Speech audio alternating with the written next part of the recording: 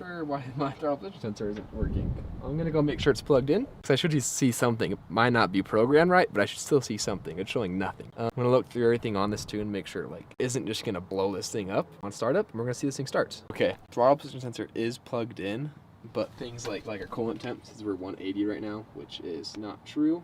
It is not 180 degrees outside, and this car is not ran. Inlet air temp is 70. That's probably about right.